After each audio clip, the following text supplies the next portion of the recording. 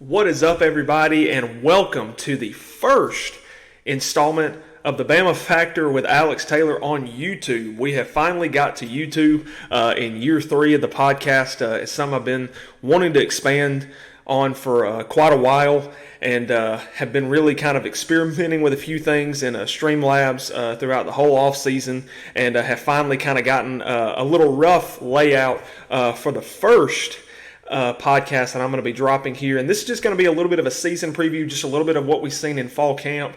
But obviously I will be starting up my weekly podcast again as the season starts. We're only 16 days away from the season, so super excited to get back on here. Have been doing a lot of stuff for you guys in the off season, obviously preparing for this to launch on YouTube.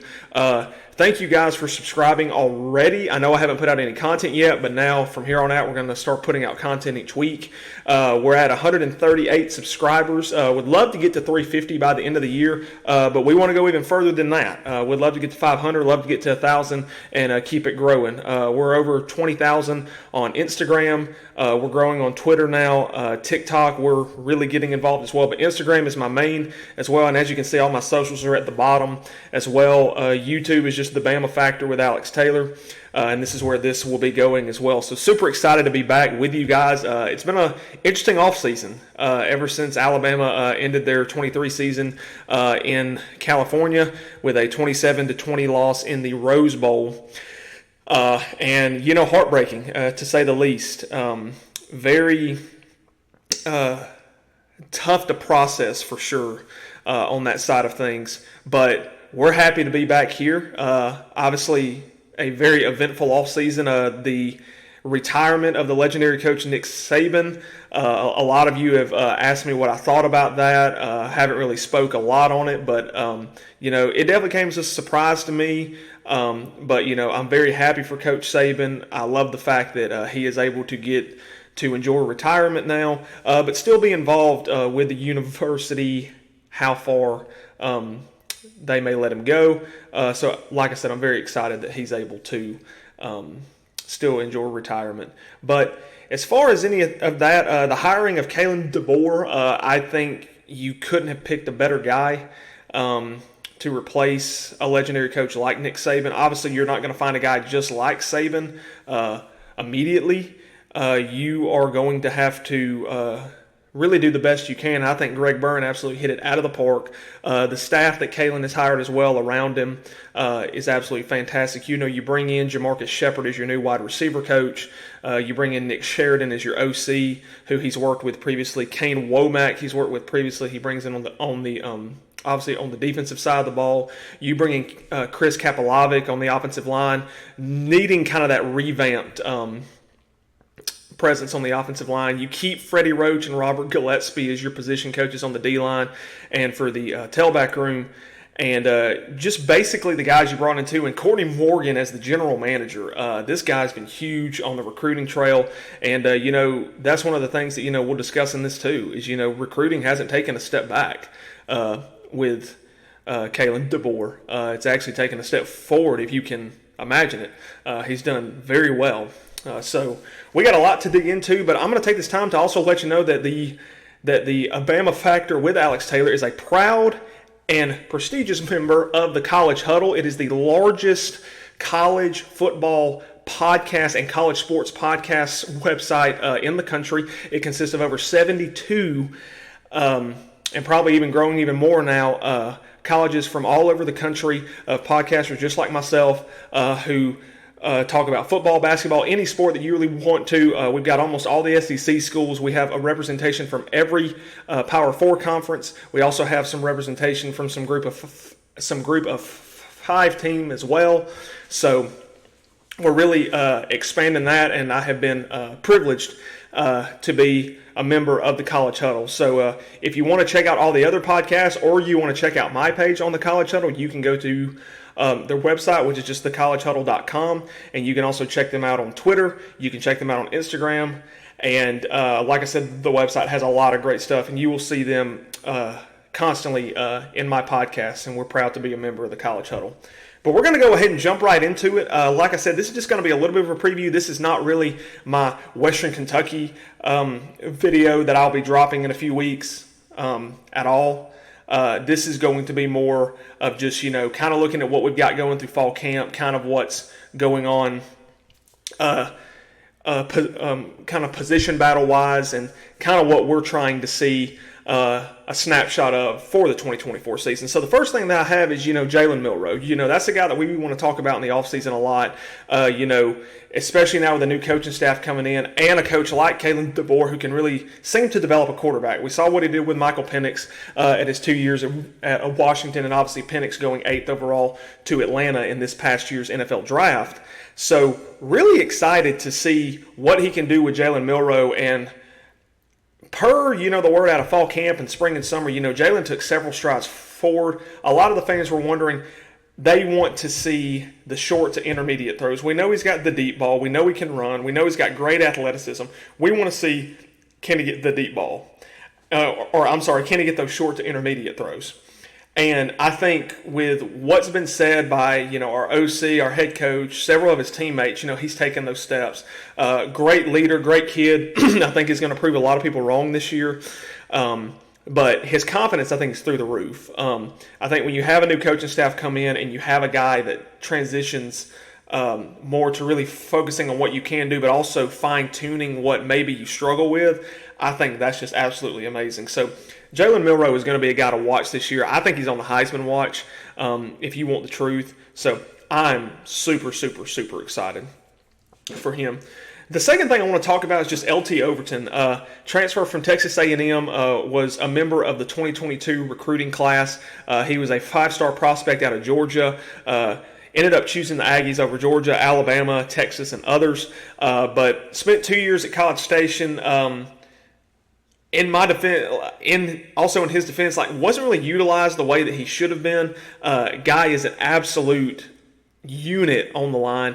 Used more kind of that speed guy at Texas A&M. Now put on a little bit of weight at Alabama, and also added some really good muscle as well. So now they've transitioned him to more, kind of get after the quarterback still, but plug up those A and B gaps, in the also in the run game as well. So, LT Overton really starting to make his presence known. Was out the first couple days of fall camp due to a sickness, but it's obviously all good now. Has been practicing ever since. Really, really, really excited about him and what he can bring to the defensive line that's already really stacked, in my opinion. That's going to be, I think, one of the strengths of the defense. You have Tim Keenan III there. You have Jaheim Otis, obviously. You have Jamarian Latham, who's going to be playing a lot of the bandit position, I've heard. He and LT both.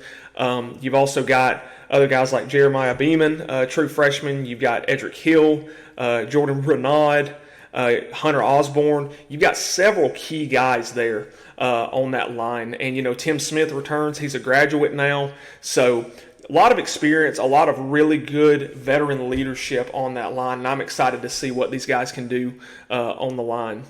And as y'all can see, there's just some practice clips playing in this top left-hand corner up here. Above me, and you're just seeing some of the wide receivers right now. I'll talk about them a little bit. Number 11, that's Rico Scott. And then you've got Ty Simpson and Dylan Lonergan, and Ty Simpson with a beautiful deep ball right there. Then in this clip, you see Washington transfer number 5, Jeremy Bernard, with a really great catch right there. Right here, this is number 3, Emmanuel Henderson. This guy is actually from Hartford, Alabama.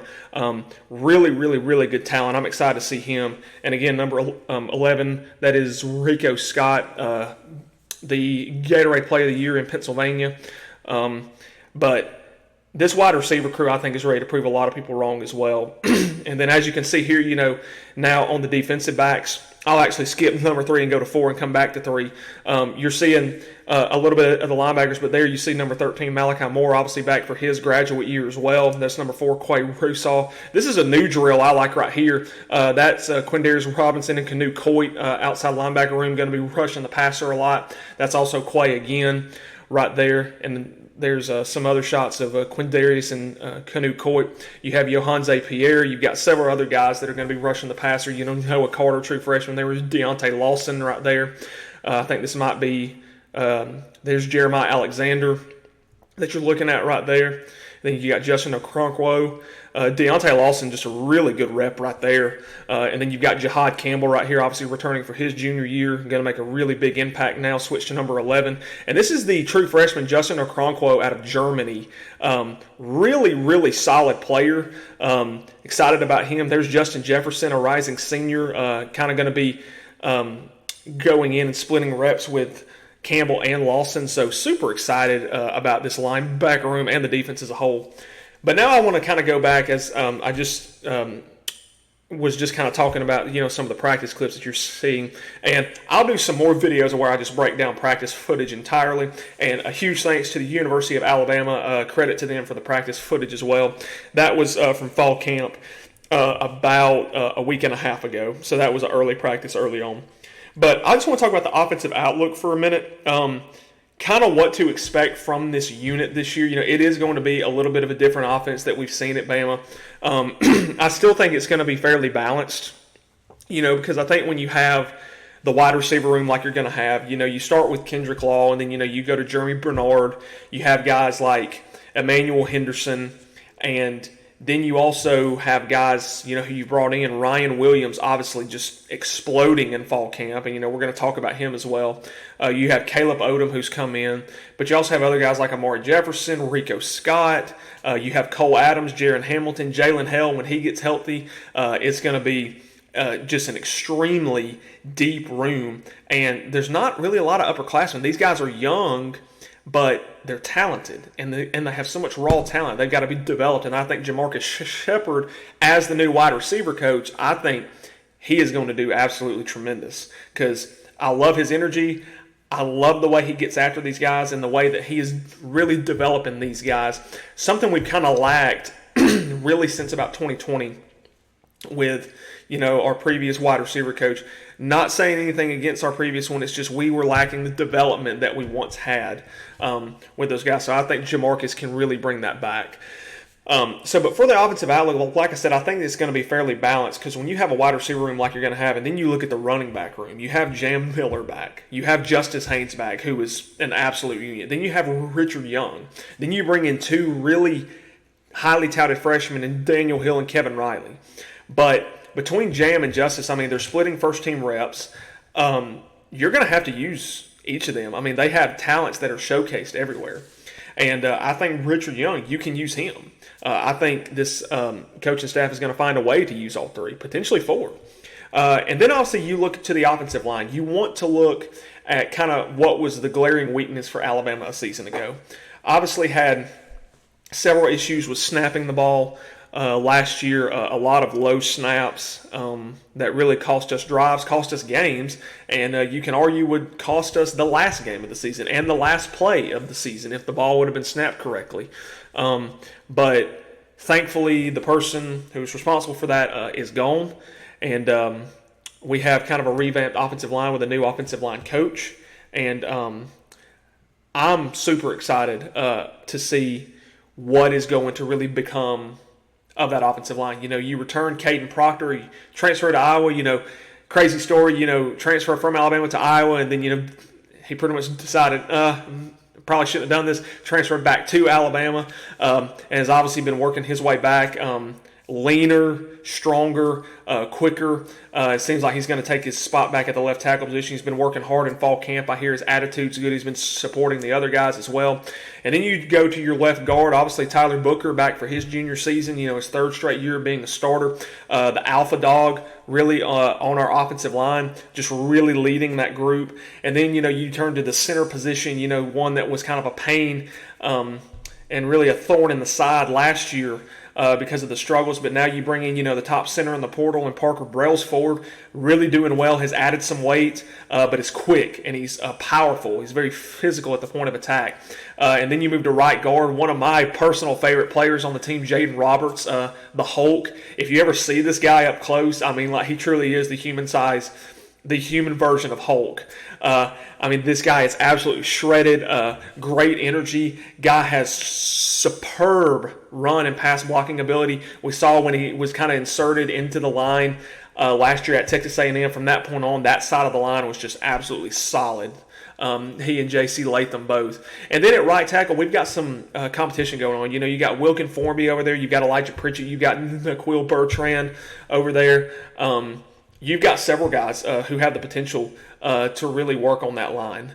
And I really think, we have 10 or 12 guys who are capable of really playing on the line consistently. So it's good to have that depth. Really good to have that consistency. And Chris Kapilovic, I think, has been a great hire. Saban actually tried to hire him for a couple years. So I'm just super excited about all these guys, and I can't wait to see what this is going to bring. Let's see. Sorry, guys.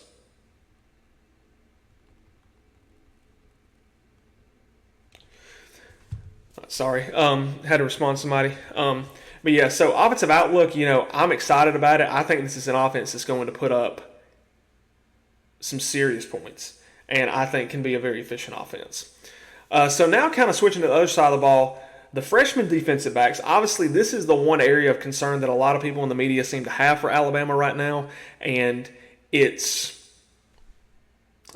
understandable. You lose Caleb Downs, Kool-Aid and Terrion are off to the NFL. You lose several other guys to transfer portal like Jake Pope, Antonio Kite, Earl Little Jr., Trey Amos, Christian Story. You lose a lot of those guys after Saban left. But with the guys that stayed and the guys they brought in, you bring in Domani Jackson, you bring Keon Sabb over from obviously the national title team, Michigan, who played against Alabama. So, and then, the other transfers you bring in King Mack from Penn State, really good proving guy. You bring in Deshaun Jones from Wake Forest, and then you bring in Cam Howard from Charlotte, who really kind of set the American Conference on fire last year. And, these guys are super impressive. But then also, you return Malachi Moore, you return Devontae Smith as well, and you've got a lot of guys back there. Jaleel Hurley also still back there, former 5-star, I think is going to really play very well. Then you have these dynamic freshmen that we have really talked about. And you've got Xavier Brown, 5-star. You've got Jalen Mbakwe, 5-star, and Xavier Mincy, 5-star. These guys are absolutely insane. And you add Dre Kirkpatrick Jr., the son of Alabama legend Dre Kirkpatrick. You add all these guys, and they've just been really impressive in camp.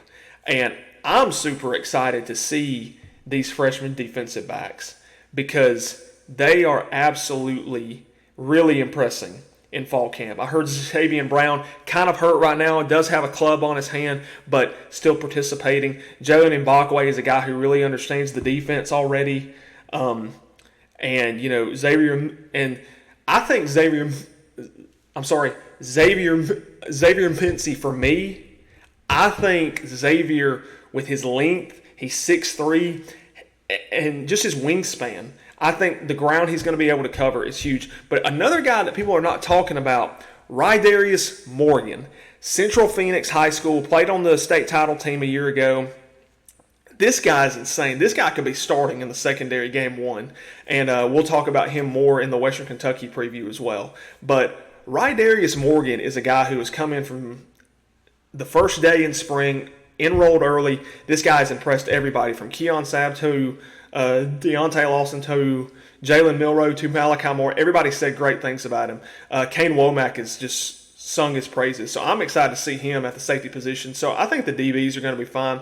And the fact that we have this young, raw talent on here, I think it's going to be absolutely fantastic because these guys are going to get plenty of exposure to the SEC. They're going to get plenty of experience in these games. And, they're going to have to grow up quick. So I'm super excited about these guys. And the last thing I'll just talk about a bit here is Ryan Williams and Caleb Odom. And will they make an instant impact? All through fall camp, I've been seeing Ryan Williams, Caleb Odom, that the SEC is not ready for these two. And I have to agree with that. I don't think the SEC is ready for these two. Ryan Williams, coming in during the summer, kind of crazy story with him too. He committed to us while Saban was still here. Saban retired literally the day after he decommits. Said he was an Auburn lock.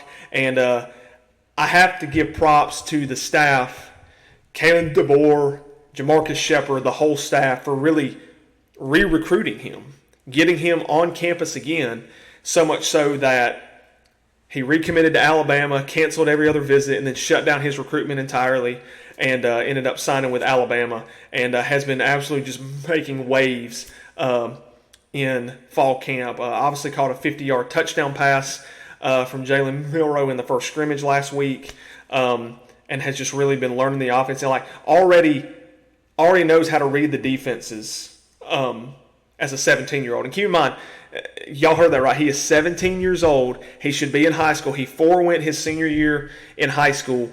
He should be a senior in high school right now, preparing for his senior year, but he's at Alabama instead. This kid is going to light up college football, and I'm so excited about it.